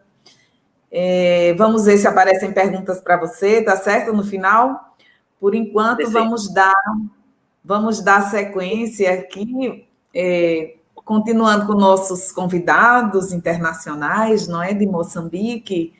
Vamos chamar o professor Pedro Júnior, da Universidade, corrigindo, né? Acho que eu usei uma terminologia antiga quando eu apresentei, mas ele é da Universidade de Pungué, que é uma extensão de Tete. Pedro, ele é aluno de pós-graduação aqui na UFRN, como eu já havia dito, e ele vai fazer algumas reflexões sobre o ensino emergencial remoto, mais centradamente sobre as dificuldades ao acesso a recursos online, né, sobre as condições pessoais para o ensino remoto e sobre o que isso significa em termos de aprendizagem, né, no fim das contas, no contexto em que ele vive em Moçambique. Quero agradecer a Pedro a participação e tem a palavra, por favor. Obrigado. Boa tarde para o Brasil, boa noite para Moçambique. E eu vou falar sobre o contexto emergencial remoto. O termo emergencial remoto é muito conhecido no Brasil, mas para quem nos ouve de Moçambique, falar do ensino emergencial remoto é falar do ensino no período de pandemia. Aquele ensino que estamos a vivenciar hoje, em que as pessoas são obrigadas a usar telefones ou computadores ou outras plataformas para conseguirem ter o acesso ao ensino. Será basicamente sobre este ensino emergencial remoto que vou me explanar e procurar dar aqui as minhas sugestões, as minhas opiniões e, sobretudo, reflexões que andei a fazer sobre esta temática. E a minha apresentação vai se cingir basicamente em 3 premissas. A primeira premissa é de que os intervenientes no processo de ensino, estudantes, no caso, professores e pais encarregados de educação, não têm fácil acesso a recursos online. Tal como o professor Betinho acabou de apresentar na sua explanação, há muitas dificuldades para que as pessoas tenham acesso ou à própria televisão para o ensino emitido pela televisão, ou acesso à rádio para o ensino que passa pela rádio, ou acesso mesmo ao celular, porque para ter um celular com capacidade de receber informações, nem todos têm, tanto como pais, como estudantes, até alguns professores. Vou aqui dar algum exemplo, partindo da minha experiência. Eu, como sou estudante, é verdade que estou a cursar no Brasil, estando aqui em Moçambique, no passado eu gastava 500 a 1.000 meticais para possuir recargas e usar a internet. No passado. Isso quero me referir até o ano de 2019. Mas com a existência da pandemia, senti-me obrigado a manter, ou a frequência de interações foi crescendo. Com esse aumento da frequência de interação, eu passei a gastar 2.000 a 3.000 por mês para conseguir estar online, conseguir interagir com o pessoal, conseguir interagir com os grupos de pesquisa, conseguir interagir com a minha orientadora, né? Aquela interação com os colegas e tudo. E vamos ver qual é o salário mínimo no país. Atualmente, no país, o salário mínimo é de 4.390 meticais. Se vamos ver um encarregado de educação que tem um filho que está no 7º, 8º, 9º ano, ou outra classe qualquer, uma criança que está a frequentar, vamos pôr um exemplo, 7º ano, e o pai tem um salário mínimo de 4.390. E este filho precisa manter a interação com a escola, porque estamos num período de Covid-19, onde o ensino é emergencial remoto. O pai vai ter que gastar, vamos supor, 2.000 meticais mês, mas o salário são 4.390. Ele tem outras despesas. Como é que vai ser? Aqui vamos sentir alguma desigualdade. Desigualdade como? Desigualdade no ensino, naquele indivíduo que tem posses, que tem a capacidade de ter as recargas ou de ter o telemóvel com a capacidade de interação com o Android, por exemplo, ou ter um computador com a capacidade de receber o e-mail com as fichas de exercícios que os professores vão mandar para resolver em casa, ou receber um e-mail, ou para usar o Skype e interagir com a escola. Nem todas as crianças têm. Partindo de princípio que até há crianças que vivem numa habitação sem a corrente elétrica, como o professor Betinho já tinha adiantado. Então, aí começa a aparecer esse desnível, há um certo abismo educacional. entre os mais ricos e os pobres. Um outro aspecto que vai se interlaçar nesta premissa que apresento como a primeira é o telefone básico. O telefone básico com Android custa 3.000 meticais. Vamos supor que a família não tem um telefone e, porque estamos num período de pandemia, corre para adquirir o telefone. Vai ao mercado para comprar o telemóvel. O telemóvel está a 3.000 meticais. A família tem um salário mínimo, este que já me referi, de 4.390. Como é que vai ser essa família? Começamos a imaginar aqui o exercício que esta família vai ter que dar para manter o filho na aprendizagem ou na educação. Podemos dizer que para muitos estudantes há um sentimento de perdição, sem orientação em relação às atividades propostas. Por quê? Porque quando os professores facilitam a informação na internet, o estudante não tem computador, as bibliotecas estão fechadas, as visitas às pessoas para poderem serem explicadores ou amigos com alguma capacidade de ajudar ou familiares que possam ajudar, não pode haver essa interação. Não pode haver a interação porque estamos num período de Covid, porque a pessoa pode passar o Covid ou pode receber o Covid. Deve estar confinada em casa. Não há essa comunicação, essa interação. Porque a aprendizagem, no final de tudo, é comunitária, não é? Nós aprendemos com o meio em nossa volta, com os colegas, com os familiares, com o professor, e porque esta convivência está amputada, aí vamos ter dificuldades de ter o acesso à aprendizagem. Nós podemos ter a informação, mas não vamos aprender. Já na segunda premissa, eu digo, será que os estudantes e professores estão em condições de saúde psicológicas, de manejo dos recursos eletrônicos ou outros para a realização das atividades em forma remota? Esta é uma afirmação, podemos considerar como pergunta ou uma afirmação.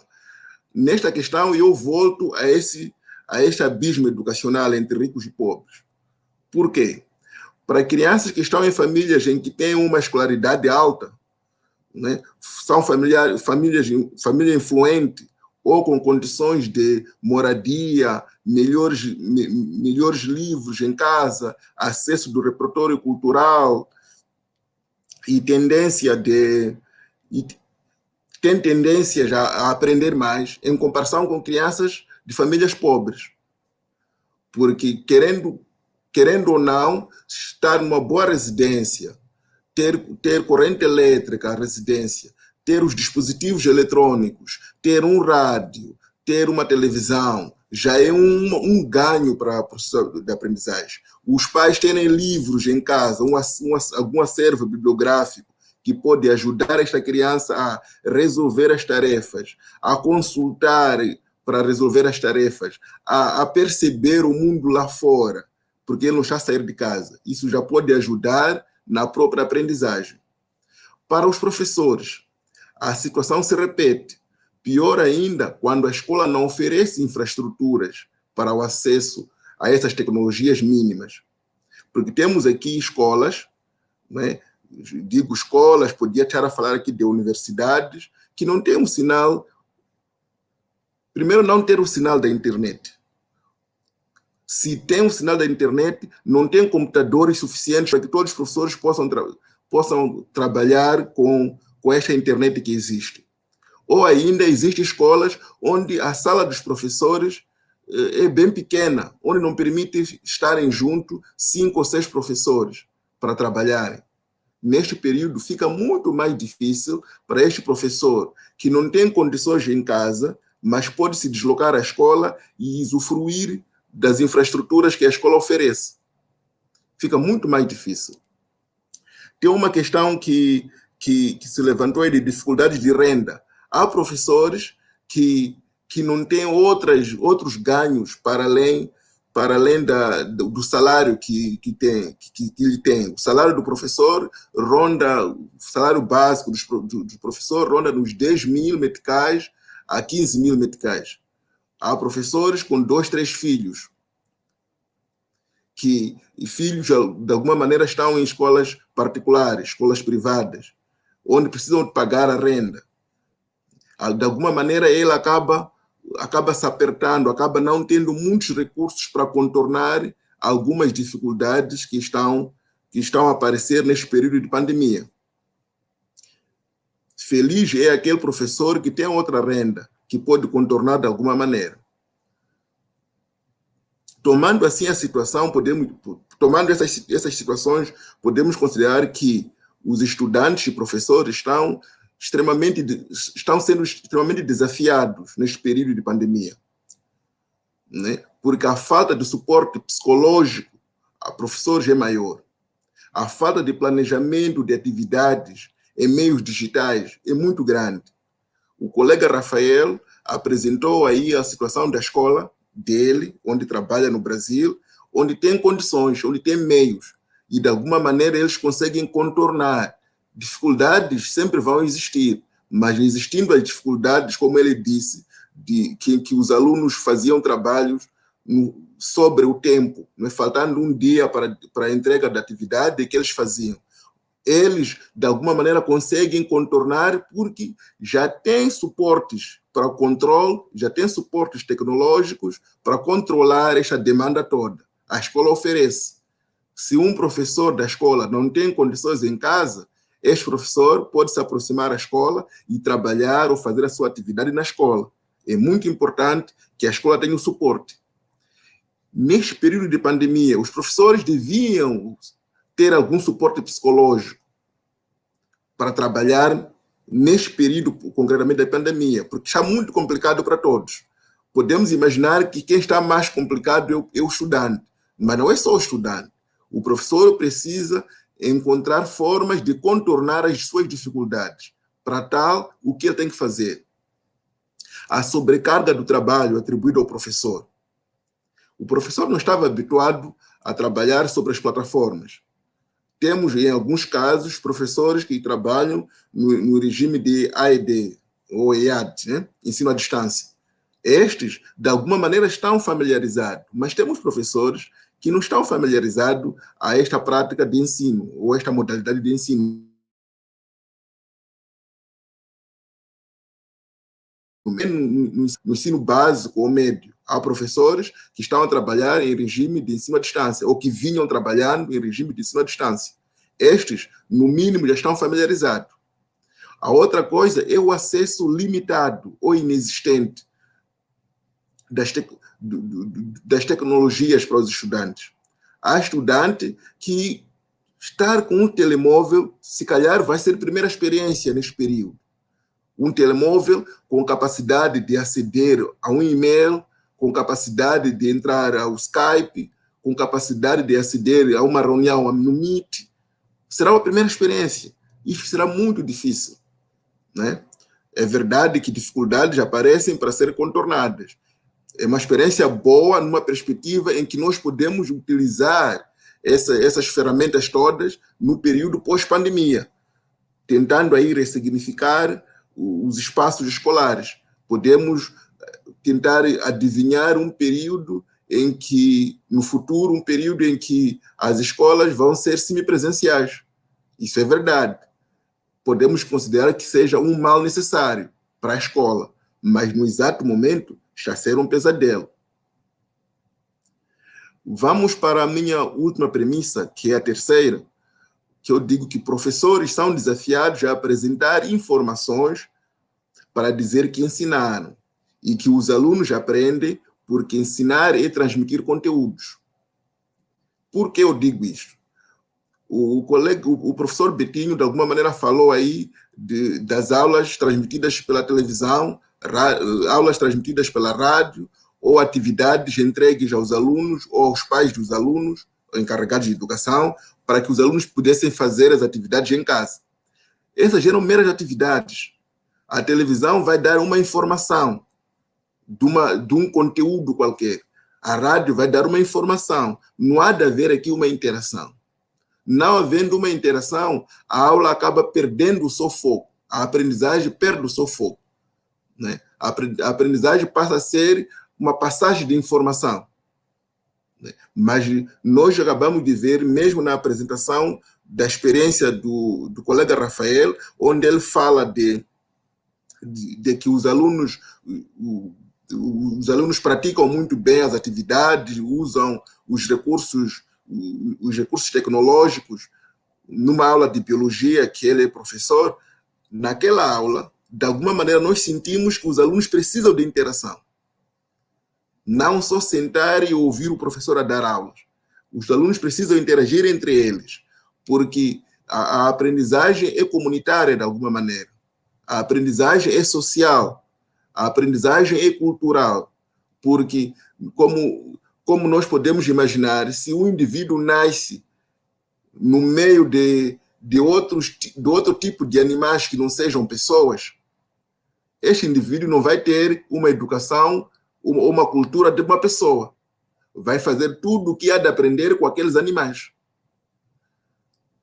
É como nós levarmos um bebê, né, tirar o bebê da mãe e deixar no meio de cachorros, vamos supor. Né? A comunicação que a criança vai ter irá aprender com aqueles cachorros. Mas se nós pegarmos uma criança e colocarmos num meio social, onde tem indivíduos com alguma informação, com alguma cultura de estar e de fazer, a criança vai aprender daquela comunidade, aquela cultura de fazer e de manejar os instrumentos, de fazer tudo. Porque ele está inserido numa cultura em que vai aprender.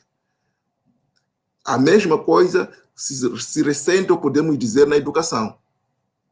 Para que a educação ou a aprendizagem seja efetiva, ela não pode se vincular como uma simples informação.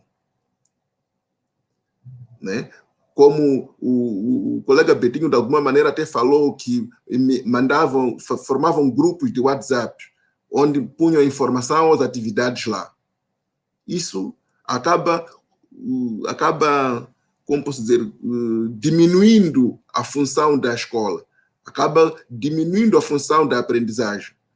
Mandar um e-mail com atividades, uma ficha no e-mail, isso não quer dizer que a criança aprendeu.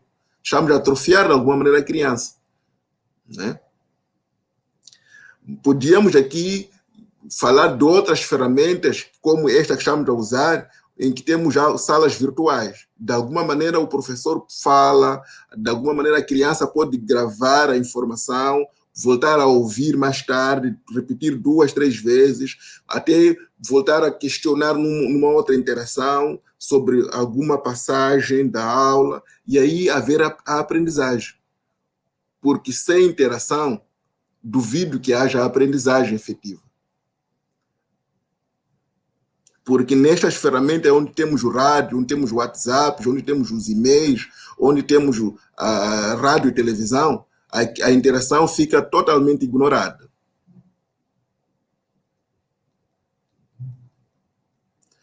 E vou tentar entrar na senda de uma questão que o colega Rafael apresentou, a ressignificação dos espaços escolares. E o que fazer depois da pandemia? Se calhar, para terminar a minha apresentação, eu ia dizer que depois da pandemia seria muito importante mesmo, que os professores, antes de mais nada, fizessem uma prova diagnóstica.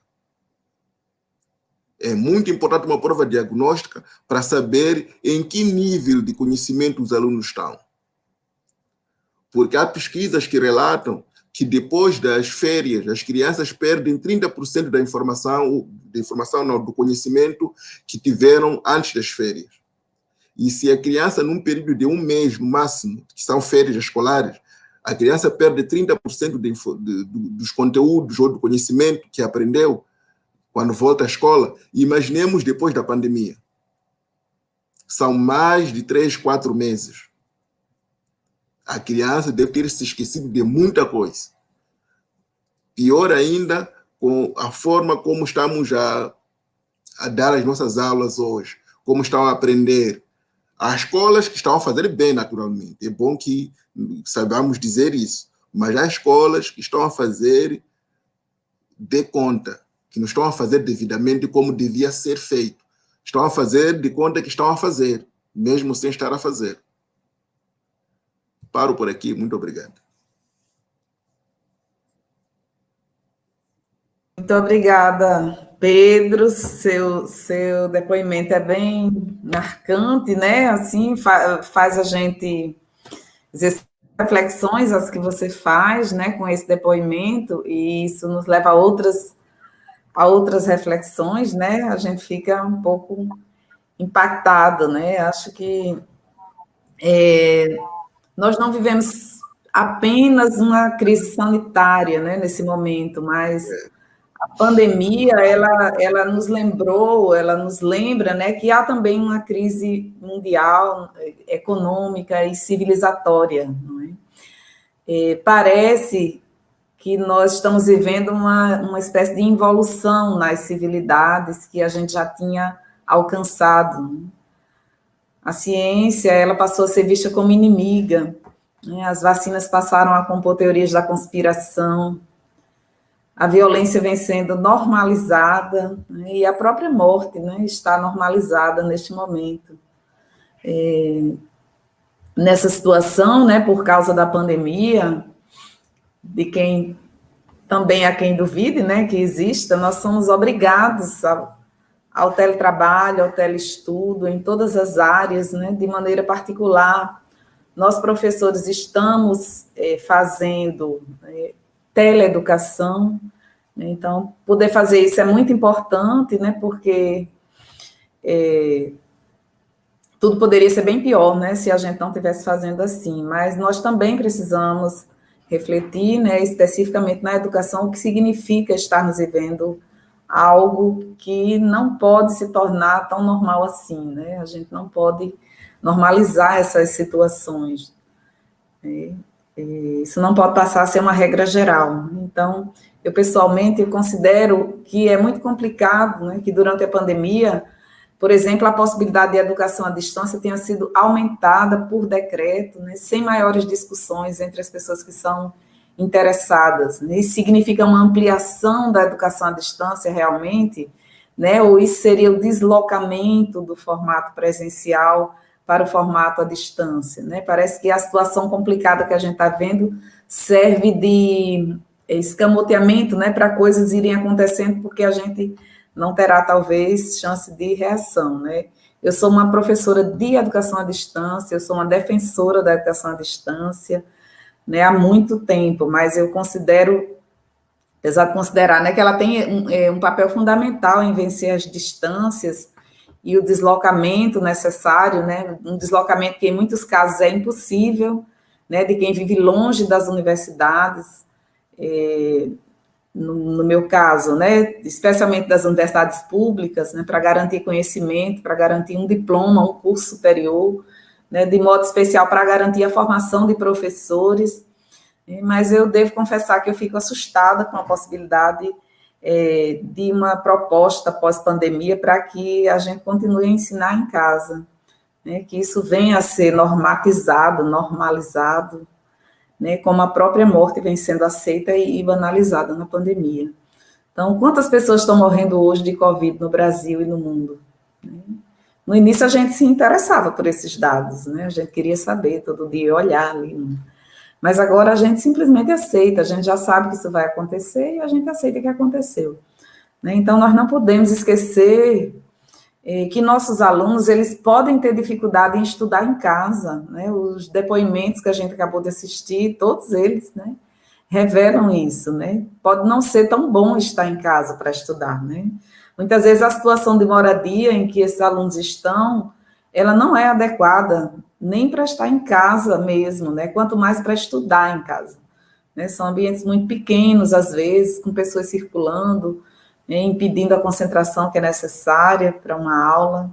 Então, para muitos, né, poder ir para uma escola, poder ir para a universidade é um sinal de liberdade também, né? É sinal de acesso a um ambiente que pode ser confortável, acolhedor e motivador para os estudos, né? Eu digo isso com base nos depoimentos dos meus próprios alunos, né, e nos próprios sentimentos que eu tenho, né, de saudades do espaço acadêmico, né? apesar de poder contar com o conforto da minha casa para trabalhar bem, né? Coisa que muitos dos meus alunos eu sei que não têm. Então, eu tenho a impressão, às vezes, de que as nossas mentes pararam, né? Como é que a gente vai evoluir sem aquela agitação diária dos corredores da universidade, né? Do movimento nas escolas, né? O corre-corre. Como é que a gente vai avançar, né? Mudar de opinião, rever posições, sem essas conexões, né? Com os amigos, com os colegas, né? Então, como diz o professor Antônio Nova, né, os professores eles responderam com louvor à chamada dessa emergência. Né? Eles discutiram entre si, eles decidiram como fazer, eles tentaram fazer, fizeram, estamos fazendo, né? Foram os professores que fizeram acontecer uma educação que se continuou, né? Mesmo na pandemia. Então, eles não contaram com muito apoio, né? Nós não tivemos muito apoio. Nós decidimos que íamos fazer, né? E ainda estamos fazendo isso, né? E faremos até quando for necessário, né? Mas que a gente não perca o querer estar presente de novo, né? Na presença do outro que a gente cresce, que a gente se anima, que a gente ajuda e é ajudado também, né? Quem vive o espaço escolar, né, o espaço acadêmico, todas as suas dificuldades, em qualquer nível, né, e como profissional da área da educação que procura fazer o melhor possível, sempre vai querer voltar para o convívio dos seus alunos, né, e os alunos para o convívio dos seus professores, né. É isso que dá sentido à nossa profissão, e é isso também que impedirá que nossos espaços educativos sejam secundarizados, sejam esquecidos, né? E impedirá também que nós mesmos não nos percamos no desejo de um mundo melhor e mais igual para todos, pelas vias da educação, né? Eu deixo também essa reflexão aqui.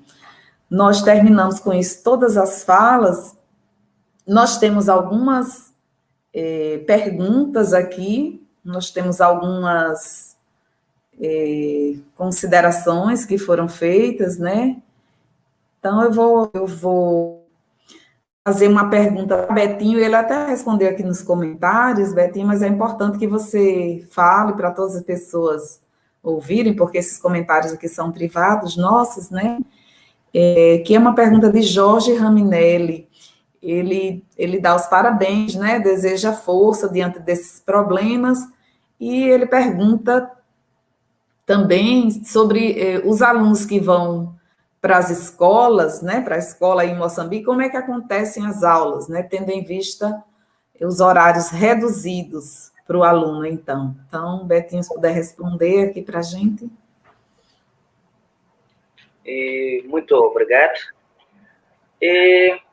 Para esses alunos, por exemplo, que vão às escolas com esses horários reduzidos, porque aqui, primeiro, a redução do horário deveu-se mesmo à falta de espaço. Onde a falta de espaço e também a não cobertura dos próprios professores de uma determinada instituição. Porque as turmas foram repartidas, os professores acabam sendo poucos, que não conseguem cobrir a demanda. E são duas classes que estão a entrar em simultâneo. Querendo entrar todos eles, tendo em conta que são os mesmos professores que entram, se calhar na 10ª e também na 12ª classe, então tornava já difícil fazer a gestão.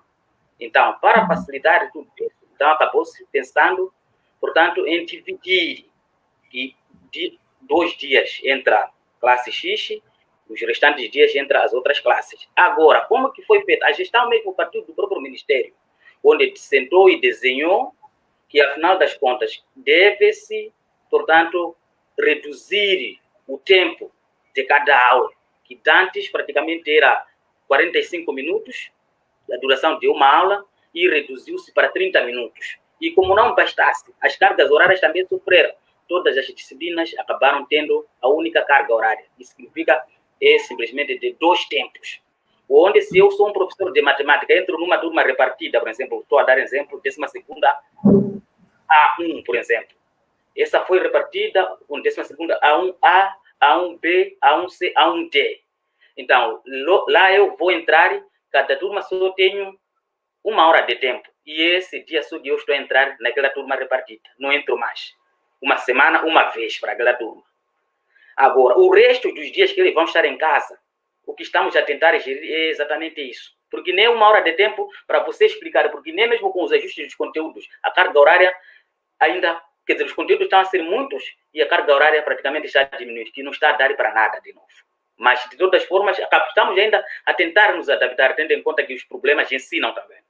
Estamos a pensar, se calhar, abrimos de novo cada professor já está a tentar abrir simplesmente a sua plataforma de WhatsApp, onde logo ele coloca com antecedência os conteúdos e os alunos acabam passando e chega lá, o professor explica. É uma das táticas. Mas porque nem todos têm, portanto, essas condições, estamos a pensar e já sentamos com a direção da escola para, pelo menos, tentarmos, naqueles textos de apoio que estamos a criar e as fichas que estamos a produzir, tentar, pelo menos, tirar alguns exemplares e deixar na biblioteca para facilitar, neste caso, a consulta dos próprios alunos. Mas porque as condições já se fez muitos gastos com isso, nesse momento de preparação para a retoma das aulas, ainda estão a fazer também um estudo para ver se pode nos dar resposta a esse nosso pedido. Porque as aulas começaram acessivelmente há 1 semana, essa é a segunda, essa que estamos assim a dizer. Estamos a tentar ainda nos adaptar para vermos como que vai decorrer nos próximos tempos a nossa legislação. Não sei se ainda... Muito obrigada, Betinho, pela sua resposta. Vou ler um comentário da professora Sueli Salgueiro Chagum, que é idealizadora da Recife, né, nossa colega, sobre a pesquisa, né, dos pós-graduandos, primeiro tema que foi discutido. Excelente pesquisa, esses dados são muito importantes para compreender melhor as desigualdades regionais no Brasil, além de revelar a condição diferenciada em função de raça e gênero, mostra um movimento de exclusão que houve em termos geopolíticos, né? Bem interessante esse comentário, é verdade. Tem um comentário da professora Márcia Silva. Ela diz: a pandemia escancarou a desigualdade, né? São coisas sobre as quais a gente sabe que acontecem as diferenças, que tem as dificuldades que existem, mas realmente esse escancaramento, né? Essa coisa tão jogada na nossa cara, foi a pandemia, né? Que mostrou. Tem outro comentário: sabemos que a realidade de Moçambique não é diferente de cidades e regiões brasileiras, né? Então, que políticas públicas deveriam ser propostas, colocadas em prática para diminuir essas dificuldades vivenciadas, né? Porque, de fato, não somos nós que temos que dar conta sozinhos de tudo, individualmente, né? Mas é por meio das políticas públicas que essas coisas devem ser pensadas e resolvidas, né? Tem um comentário, professora Fabiola, da UFPB: a casa, na maioria dos casos, não tem um ambiente adequado para o estudo. Ela se refere mais ou menos ao que essa minha última fala, né? E o ambiente universitário também é um espaço de aprendizagem social fundamental, embora a gente esteja entendendo que é possível minimamente aprender à distância. Aliás, a educação à distância é uma prova disso, né? Mas a educação à distância existe para aqueles que não podem se deslocar, né? É melhor que haja educação à distância do que não haja educação, né? Mas a presencialidade, ela realmente é fundamental, né? A gente aprende mais no convívio social. E é por isso que, mesmo na EAD, né, as atividades conjuntas devem ser fomentadas, inclusive. Deixa eu ver o que mais.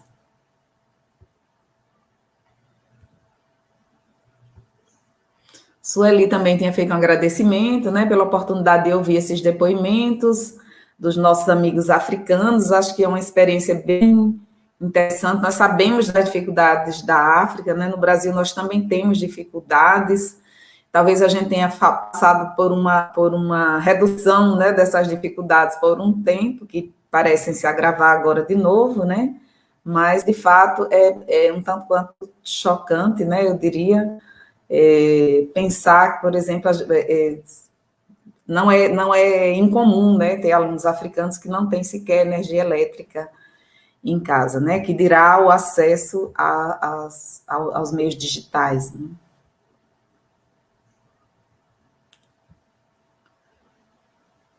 Pessoal da assessoria, sim.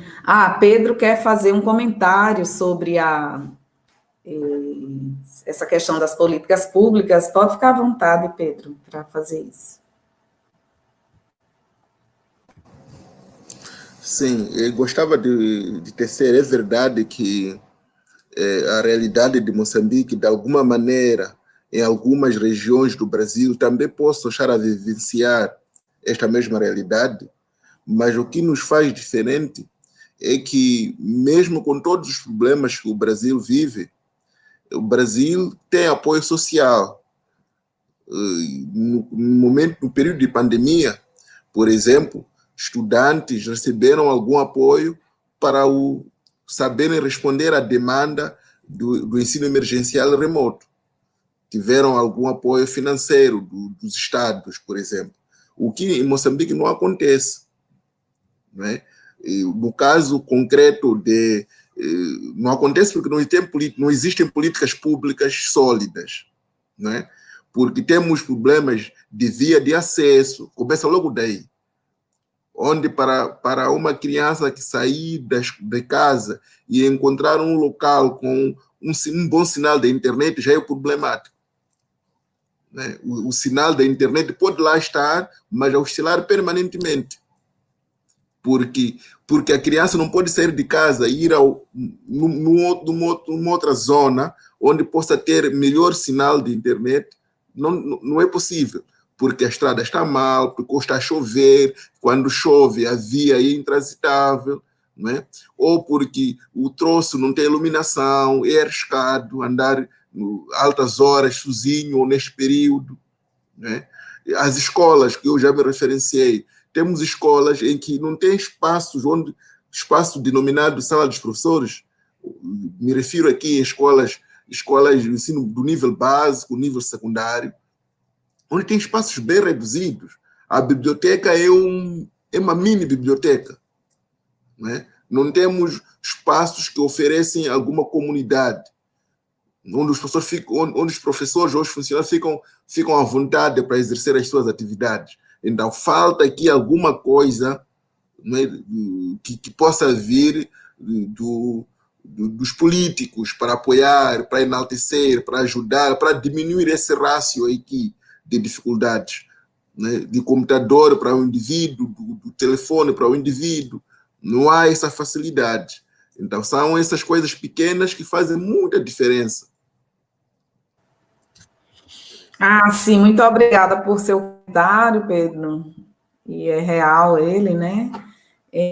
A professora Sueli tinha feito um comentário também sobre a apresentação que Rafael fez, né?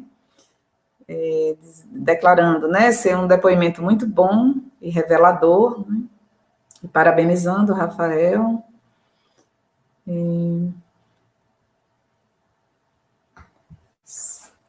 Certo, eu não sei se o primeiro grupo quer fazer um comentário, se alguns de vocês querem fazer algum comentário, a gente já tem quase 2 horas de transmissão, né?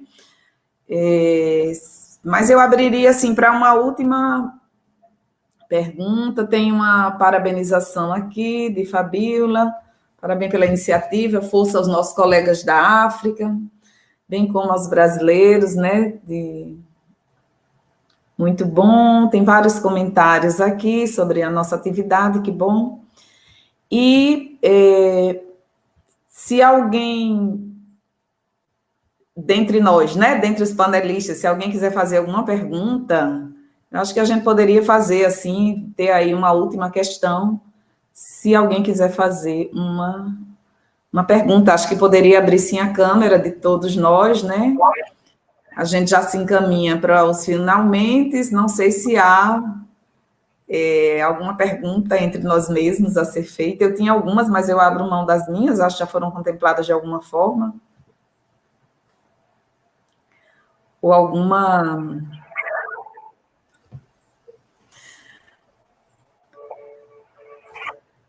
Bom, então eu estou entendendo que a gente pode finalizar. Acho que foi uma excelente tarde, né? A gente não tem tempo para fazer grandes discussões, até porque a gente vive nesse mundo agora de câmeras e computadores, né? Mas eu quero agradecer muitíssimo especialmente aos nossos colegas, nossos amigos africanos de Moçambique, que aceitaram, né, com as dificuldades, inclusive, de internet, né, que fizemos algumas prévias, e mesmo hoje, mas felizmente deu tudo muito certo, né, Pedro deu uma ajuda ali a Betinho para estar na casa dele, para a internet era melhor lá. Agradeço a todos e todas que aqui estão. Rafael, muito obrigada por ter aceito fazer essa conversa muito bacana que você apresentou. O pessoal da pós-graduação, né, que já tinha visto assim a pesquisa rolar, mas não tinha visto os resultados muito interessantes. A gente sabe, né, que os pós-graduandos estão nessa, mas eu achei bem bacana, assim, como pesquisa, acho que é muito importante que a gente tenha isso. E é isso, então. Quero dar boa tarde, agradecer a todo mundo que assistiu, né, e os que vão assistir ainda. Muito obrigada, agradecer a ONU Apta, né, da pessoa de Maria Amaral, que foi a nossa interlocutora, né, que esteve acompanhando aqui essa atividade também. Em especial, agradecer a Laís, que co-organizou a atividade comigo, né, propusemos juntas, e ela foi minha parceira na proposta. Obrigada à Recipe, né, que nos serve de âncora também, ao grupo, às discussões, às possibilidades todas. Boa tarde e obrigada.